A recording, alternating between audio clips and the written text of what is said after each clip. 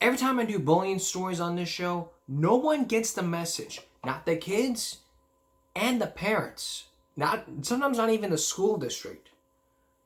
Everybody has to know that if they don't, like, if they do this, this happens. Not 1 out of 10, not 2 out of 10, not 5 out of 10, not even 9 out of 10. What we need is a scared straight program for everyone. If you assault someone, we take them to jail for 24 hours. This is where they're going to wind up if they continue doing this. That's a lesson for teens and kids. This is where you don't want to go. If you go up and say, well, I'm going to go bully someone, and they decide to press charges on you, you're going to be spending the rest of your life in jail, and you'll be sitting there saying, I should never have bullied that person. We need scared straight programs, like the TV show. Ironically, if we had one here for this district, we set them straight and say, hey, this is where you're going to be if you continue doing this. It wouldn't be an after school program. It'd be during their out of school suspension. We put them on a school bus. We take them there. They'll meet guards, inmates, and they'll tell them, say, oh, you think jail is cool? You think jail is fun? You want to know jack about jail. All right, let's get to this article. Utah school district is sued by family after a bully fifth grader who died by suicide. It's a 5-minute article, and I pray this one in 6 minutes. Watch. Take a listen. Utah district to be sued by family of bullied fifth grader who died by suicide. The family of a fifth grader who committed suicide last year after being bullied plans to sue the Utah elementary school and the district where she attended class. A notice of claim, which is filed prior to a lawsuit, alleges the Davis School District and Foxborough Elementary School in North Salt Lake violated 16 state and federal laws, including those requiring schools to treat students equally, provide educational opportunity, and protect homeless students, in addition to the state and federal constitutions, the Associated Press reports. The student's mother said her daughter, who was black and had autism, was bullied over her race and disabilities and because the family was facing homelessness, according to KUTV, a Salt Lake City news outlet. Milton Grimes, a civil rights attorney and one of the lawyers representing the family, said the litigation will also target the district's alleged failure to provide McKinney-Vento services when there were indicators the family was homeless. The claim includes a timeline of alleged events, including instances where students who bullied Isabella Izzy Titchener said she smelled, ridiculed her skin color and eyebrows, and used racial slurs against her. Grimes recounted how the student once brought a can of aerosol to school to help her smell better. It's the responsibility of school teachers and administrators to help people they see are in need, especially young, vulnerable, innocent children, said Grimes. And they did not do anything with the complaints, by the mother and the stepfather and the child, of being called names. As a result of this unchecked bullying and the school's overall deliberate indifference to minority students, Izzy failed nearly all her classes. At the time of her death, she could barely read or do math on a first-grade level, the claim said about the fifth grader, according to AP. The student's family plans to seek damages of $14.1 million, the news outlet said. The news of the lawsuit emerged almost exactly a year after Titchener's death on November 6, 2021. It also comes after a federal settlement reached with the Davis School District after a U.S. Department of Justice investigation revealed serious and widespread racial harassment of Black and Asian American students. The DOJ investigation found hundreds of instances of documented uses of the N-word, other racial slurs and comments, and physical assaults targeting district students across dozens of schools. The investigation concluded that the district's ineffective response left students to believe it condoned such behavior. The settlement agreement required Davis School District to create a new department devoted to race discrimination complaints and to train staff on identifying and responding to racial discrimination complaints and discriminatory practices, among other things. The district responded in a statement on the settlement that it takes these findings very seriously. They do not reflect the values of this community and the expectations of the district said in a news release. The district pledges to correct these practices. A district-hired firm conducted a separate investigation into the claim that the fifth grader had committed suicide as a result of bullying. That investigation concluded that while there were reports the girl was bullied, there was no direct evidence it was on the basis of race or her disability, according to KSL-TV. Davis School District serves about 73,000 students, of whom around 1% are black and 5% have disabilities, according to the National Center for Education Statistics. Recently, in a separate bullying lawsuit against California's El Segundo Unified School District, a jury required the district to pay $1 million for failing to protect a middle school student from bullying, according to an August 25th verdict. Schools should understand that noncompliance with their state laws and policies can be used against them when they are challenged based on their response to allegations of bullying. Bobby True, an attorney with KSB School Law, told K-12 Dive at the time. We're going to hear more when we return. Then, how many times has it happened to you? You're just sitting down to eat, or maybe just put the kids to bed, and the phone rings. It's someone selling you something. There's a way to stop these telemarketers. We'll tell you that when we return. Stay with us. If you just joined us, we're continuing to look into the story about what happened in Utah, where a fifth grader committed suicide because of racism, because of the color of her skin, and the way she smelled. Now, Grimes says he hopes a financial penalty in the Utah lawsuit will hold that district accountable for its actions, or lack thereof. The only way of showing the harm and having someone recognize this has to be corrected is monetary awards, Grimes said. When asked for comment on the lawsuit, the Davis School District said in an email that it sends its sincere, heartfelt condolences to the family of Izzy Titchener, and our focus and energy remain devoted to providing a safe and welcoming environment for all students. The district plans to carefully review the suit and discuss it with legal counsel, according to a district spokesperson. I do hope the family wins. They violated the laws, this and this, and they should be held responsible. Everybody's responsible. The kids, the parents, and the school. Those are the three things. The parents, the kids, and the school. Those are the three things. And for one, the school is responsible when they violate the laws. Second is the parent of the bullied student who taught him the wrong things because of the way the other parents were raised. The other one is the child, where he grew up learning how to punch, be negative to people, not learning how to communicate right. The key here is treat someone right. All right, how many times has it happened to you? You're just sitting down to eat, or maybe just put the kids to bed, and the phone rings. It's someone selling something. It's called telemarketing, and you call it one less major annoyances. Now there's a way to stop those dialing fingers in their tracks. Does it cost you a penny? It won't cost you a penny. In fact, you may have some money coming. Lynn?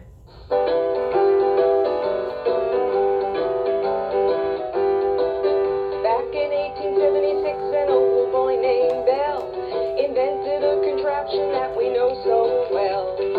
It might sound like a country western tune, but make no mistake, Lorraine and Bob Arco are singing the blues.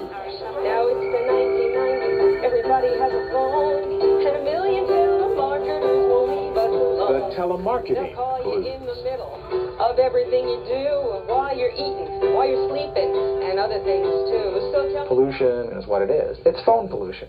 It reduces your bill anywhere from... Call it pollution, call it America's pet peeve, call it just a courtesy call. what you will. But if you're calling to sell anything, you better not call the Arcos. I've had it. I'm at it, so I can't take it anymore. I got to do something about this. Bob Arco works for the California Highway Patrol and is mad as hell because of all the calls he gets at home trying to sell him everything from insurance to newspapers.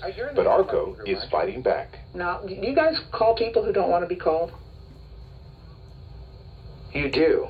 Oh, okay. When a major bank called one evening offering credit card protection, he decided to give the company a taste of its own medicine and called right back. I said, hi, this is Bob Arco. I'm selling my Commodore 64 computer. Would you be interested? The woman says, no. And I said, okay, well, thank you very much for your time. And I hit redial, and I did it again and again. And finally, they gave me a supervisor, and he says, what are you doing? And I said, I'm trying to sell my computer. I'm telemarketing. Does it bother you? And he said, well, yeah, we're trying to run a business here. So tell me why? Why can't I get rid of you? Why can't I get rid of you? Telemarketers make over 100 million calls a week, which generates sales of $280 billion a year. But one survey shows Bob Arco is not alone.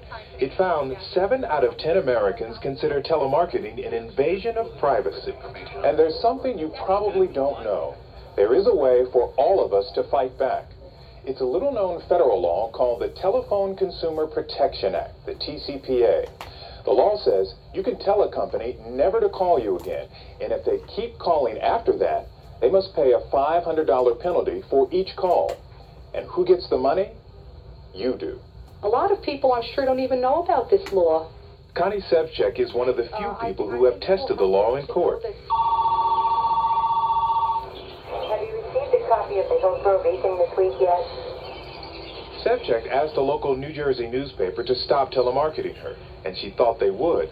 But the calls kept coming, 6 in a 9-month period. Telemarketers are the electronic equivalent of the salesman who sticks his foot in your door. They think just because you have to answer the phone in your own home that they are then free to just give you their spiel. I resent that. I very much resent it. She had more reason than most to be resentful. At the time the newspaper was calling, her husband was terminally ill in the hospital. With each phone call, her heart would stop. So, of course, every time the phone rang, I thought it was bad news because he was on a life support system. Finally, Sevchek gave the newspaper an ultimatum. If you give me one more chance, I would ask for one more reprieve. I will give you that one more chance, but if it ever happens again, I will see you in court. If it's your last chance, don't blow it. Okay. Goodbye. But the paper did blow it, and 3 weeks later called back again. So this New Jersey grandmother, acting as her own attorney, filed suit under the TCPA. I think they thought, here's this little nobody, will just come in here looking important and scare her off. But I didn't scare off. How do you explain the fact that your do not call list failed not once, not twice, but 5 times after I complained? 5 times. I really can't explain it. It's, as I said, it's inexplicable. Okay, next question. Okay. No more questions, Okay. Your Honor. I find there was a violation on, It took her 3 trips to court and 11 months, but Sevchek finally won. and accordingly I am going to fine them $500 for each time for a total of $2,000. David slaying Goliath? No, that didn't occur to me. It was just me and this jerky newspaper, a housewife, and they had a certified civil trial attorney. That in itself is gratifying. I hope I don't sound too much like I'm gloating. Well, thank you. Okay. From your own local newspaper to just about every Fortune 500 company, American businesses are using the telephone to sell you something. But if you're an aggravated consumer, it's up to you to enforce the law. You are going to play with them as a cat plays with a mouse. And we'll tell you how to enforce that law. You've heard the attorney. You've heard this woman has her own lawyer. And she won. Up next, we're going to give you some examples of how you can stop it. And as a consumer, you have to do the work. Stay with us. Now, how can you tell if you're at a telemarketer? There are some things that you need to know. Once again, here's Len Cannon. And Bob Bulmash has made fighting telemarketers his life's work. He runs a watchdog group called Private Citizen, coaching members how to fight back. He told Connie Sevchek how to win in court, and Bob Arco how to beat the telemarketers at their own game.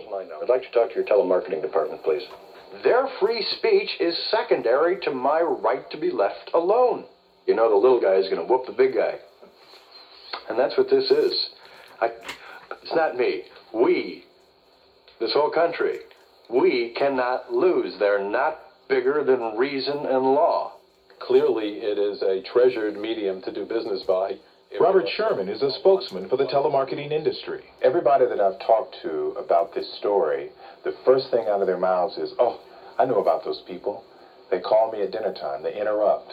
I don't feel like being bothered. What do you say to those people? Well, I think it's far better to put up with one of life's little annoyances than to have laws and rules and regulations that literally inhibit commercial free speech. The Telephone Consumer Protection Act doesn't regulate calls from nonprofit groups, charities, or opinion surveys. But if a company wants to sell you something, the TCPA says it can only call between 8 a.m. and 9 p.m., and it also has to have its own written do not call policy available upon demand. Are you convinced that companies do follow the guidelines of the Telephone Consumer Protection Act? I believe they do, yes. You believe that they keep a do not call list? I believe they do, that's right. Do you believe that they provide a do not call policy on demand as is required in the law? I have no reason to believe they don't, that's right. But when Dateline called 30 of the largest telemarketers in the country... Yes, sir, this is Len Cannon with NBC News. I'm calling to request a copy of your do not call policy. Only 7 of those companies actually sent us a copy of their written policy. Do you know what I'm referring to? And you're not familiar with the do not call policy. Do you know what that is? Your policy. Your do not... You don't know what I'm talking about. All right, I'll give that number a call in. This is the number I was given. You're going to transfer me to consumers. I just spoke to customer service, and they said I should talk to customer relations. What are you going to transfer me to? Your policy is strictly for internal use. You will not give it to us? Is that what you're saying? Kind of makes you understand why Bob Arco is so frustrated with some of these companies. And Arco is still out there, still after the telemarketers. He even took a day off to snoop around a telemarketing convention. We followed with our undercover camera.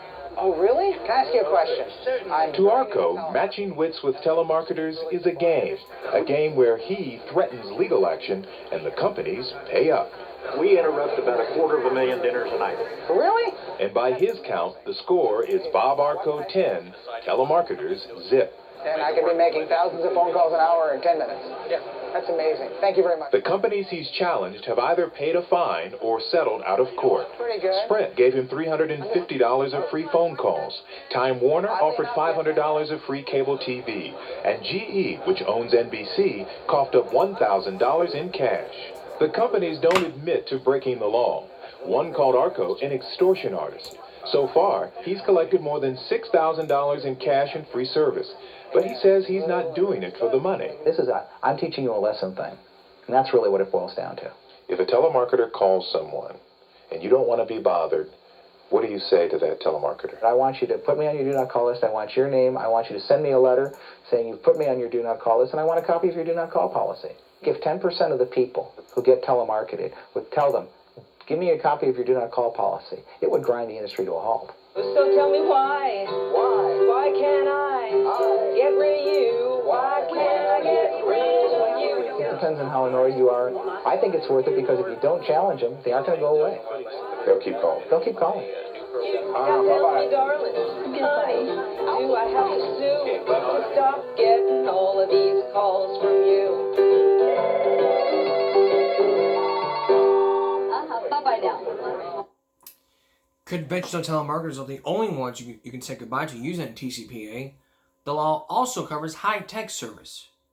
So if you get a pre-recorded solicitation or if your fax machine is tied up with a sales pitch, each violation is worth $500, a small claims court.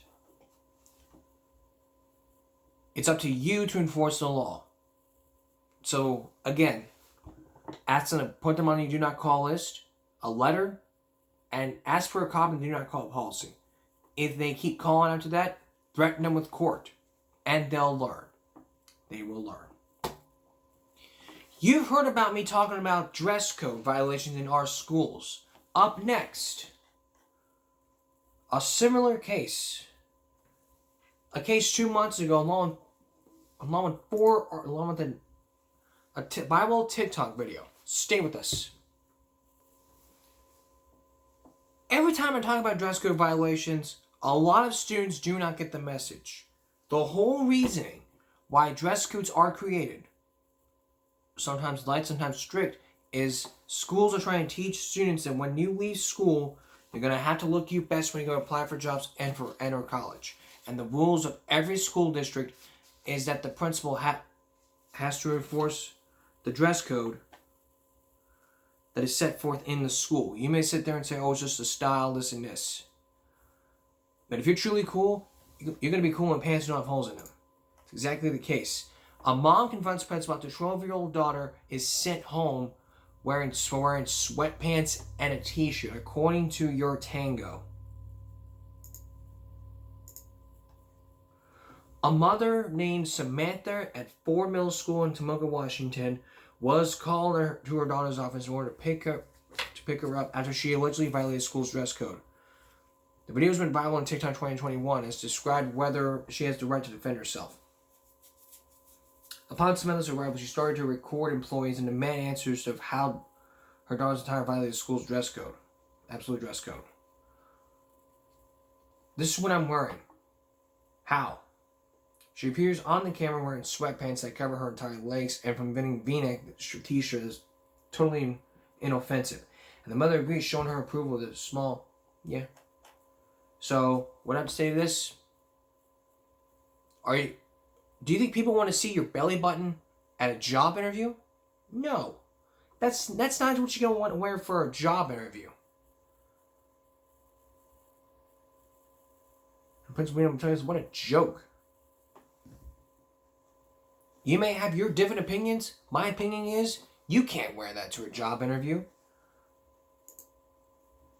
What are you trying to do?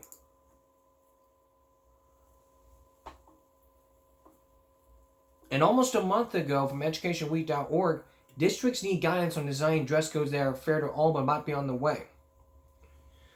A federal watchdog agency is calling on the U.S. Department of Education to provide resources to help schools build equitable dress codes and collect data on how fairly they're being enforced. In a report released earlier this week, the Government Accountability Office concludes that school district dress codes are typically unfairly targeted to students of color, LGBTQ students, and girls. They're often more strictly enforced in predominantly black and Hispanic districts, in contrast with predominantly while districts which puts students of color on a path out of school's punishments and misleading opportunities.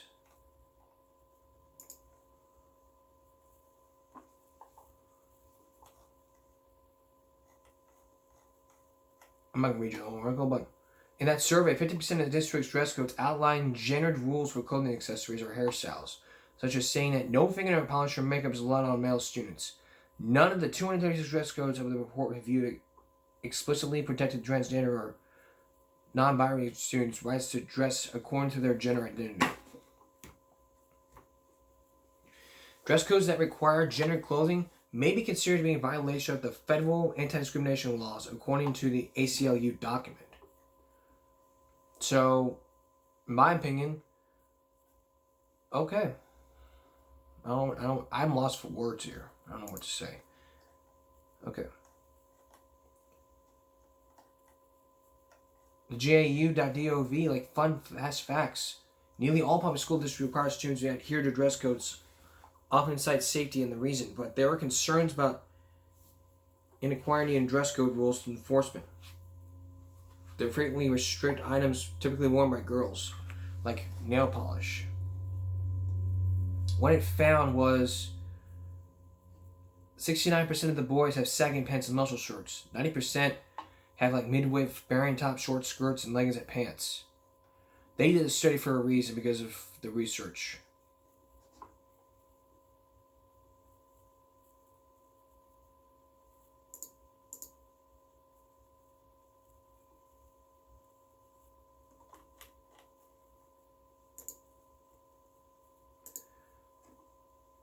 And finally, school dress codes aren't fair to everyone, and a federal study finds. This federal study shows they analyzed dress codes from 236 public school districts. There are more than 13,000, including interviews in 3 of them from August of last year to October of this year.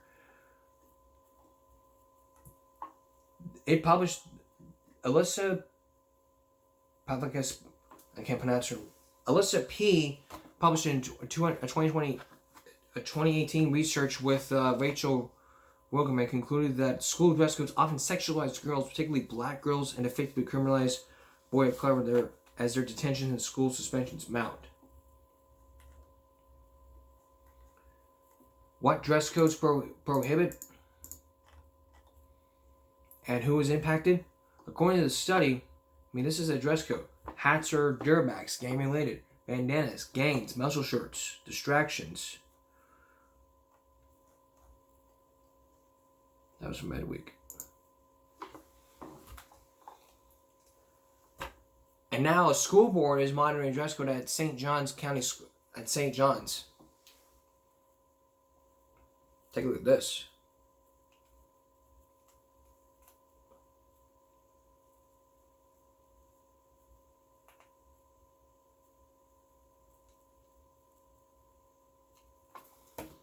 Sometimes throughout the years I've done this show, I never had a story that says schoolrooms will be monitoring the dress code. It should be the principal that should be enforced and not a school board monitoring it.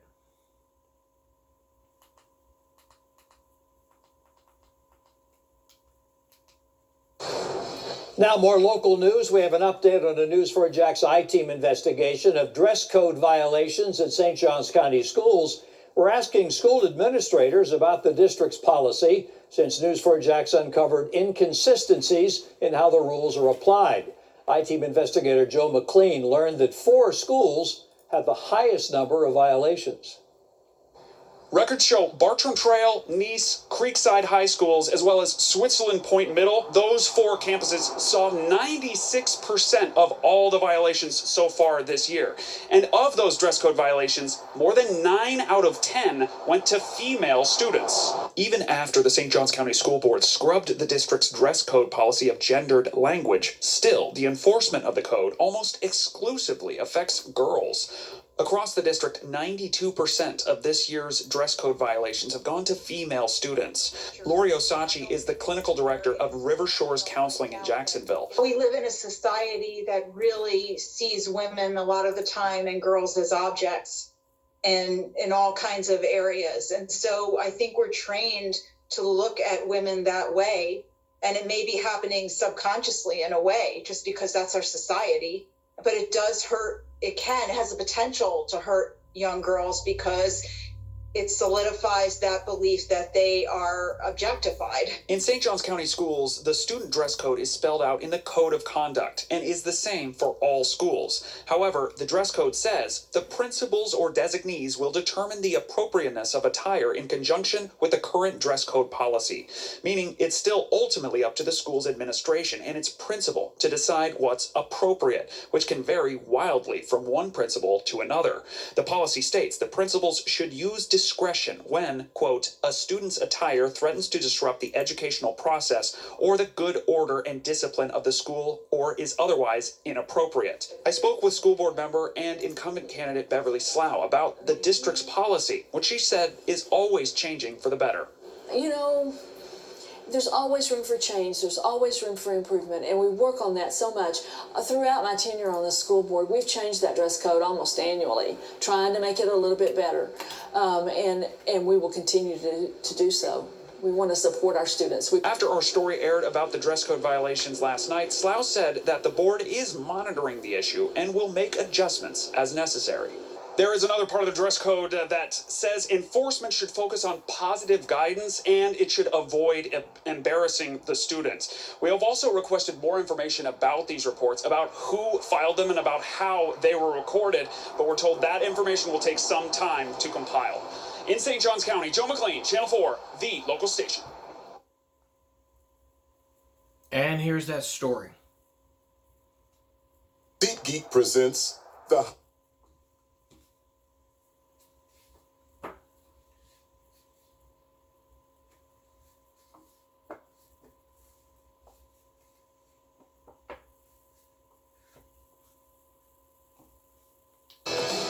Right now at 6 o'clock, the News4Jax I-Team has obtained new records on student dress code violations in St. Johns County. One school in particular has by far the most in the district. The records we obtained today also show that there have been more than 200 dress code violations recorded since the school year began. And as we've reported, the county recently overhauled the dress code in response to many complaints that it was unfair to girls. It also prompted a federal Title IX investigation into the district's practices. News4JAX I-Team investigator Joe McLean dug through the records and joins us live from Switzerland Point Middle School. Joe, this is the school that has had the highest number of violations? It is, Tom. In fact, the records we got a hold of shows that 43% of all the dress code violations across the entire district so far this year, 43% of them have happened right here at Switzerland Point Middle School. So two main things I found when I looked at these records. First, that the district's enforcement of the dress code policy is pretty inconsistent from school to school. And I also found that the vast majority of violations are still going to female students.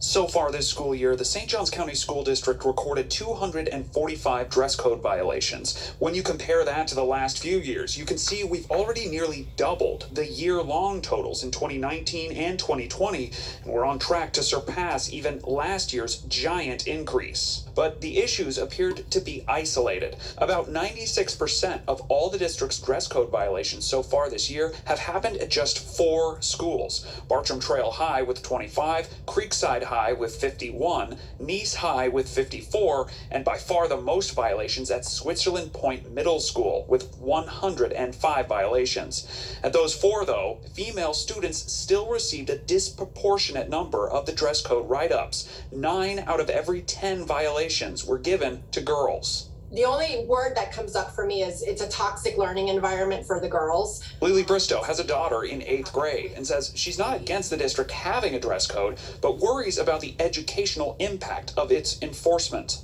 When you have this constant, fear that I'm going to be dress coded, that, somebody's going to say something, that my friend is being dress coded, all it does is trigger the part of the brain that is not set up for learning. It's set up for fear, for flight. Last year, St. Johns County was thrust into the national conversation when a yearbook from Bartram Trail High School was initially released with dozens of female student photos digitally edited for modesty.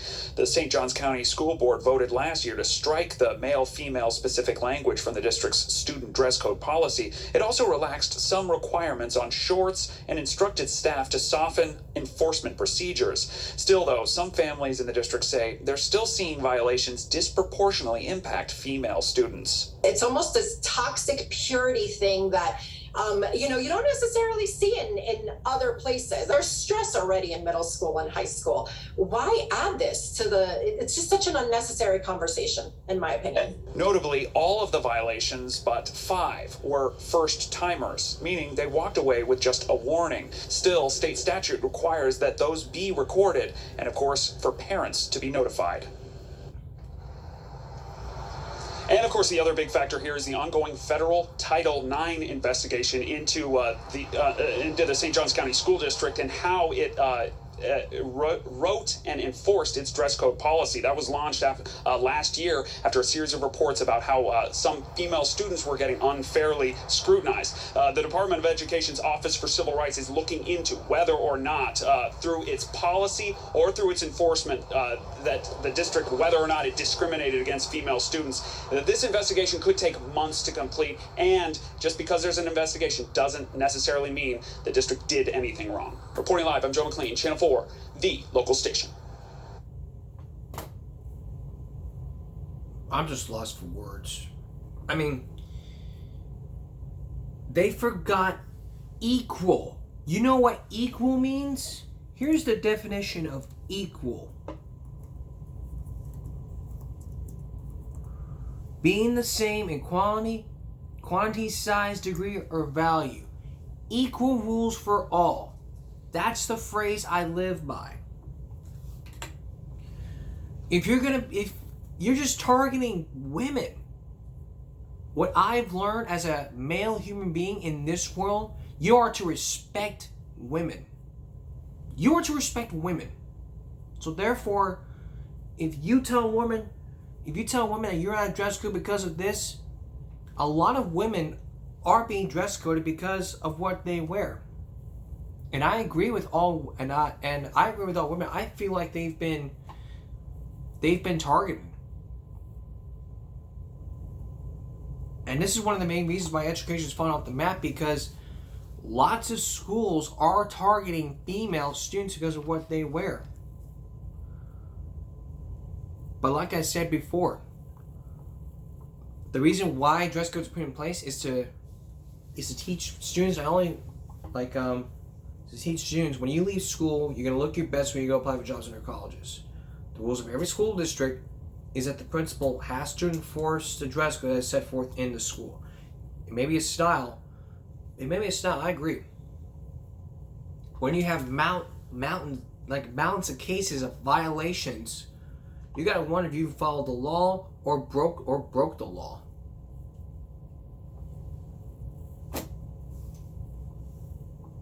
And us males, we're being targeted less. We're targeted less than women. Men are targeted less. Women are targeted more. We are to respect women by what they wear.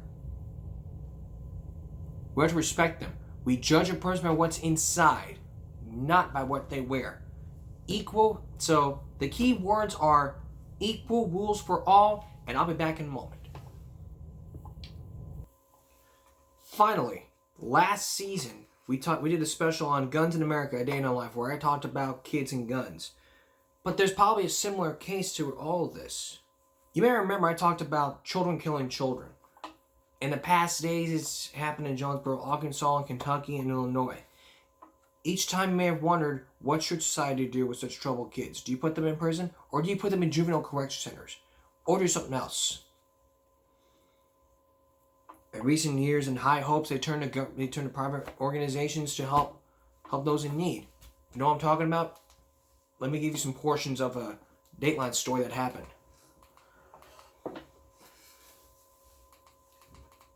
Starting off with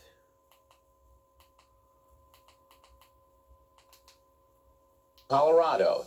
But when Davidson was asked to evaluate shipping kids to those private facilities, he reached an early conclusion. Well, I've also called it interstate trafficking in children for profit. What's wrong with taking a troubled kid and sending him or her to Colorado or Arizona or Texas if, in fact, there's a facility there for treatment? Good question. We're talking about salvaging the lives of children.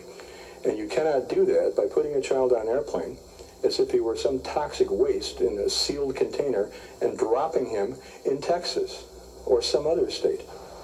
Welcome to Brush, Colorado, home to the High Plains Youth Center. Although it's called a youth center, High Plains is really a for-profit juvenile prison holding kids with criminal records. Its mission, according to its own brochure, to change the behaviors and values of delinquent kids. An attractive alternative for some states, but at $175 a day per kid, the treatment doesn't come cheap. High Plains was earning several $1 million a year by taking in Illinois kids. That is, until Ron Davidson came to town.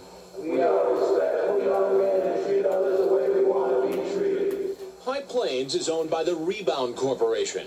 It's home to young murderers, rapists, robbers, and drug dealers from 20 states. By 1995, there were 41 Illinois kids at High Plains. This was a very troubled facility that in many ways had slipped out of control and was not providing adequate care in any stretch of the imagination.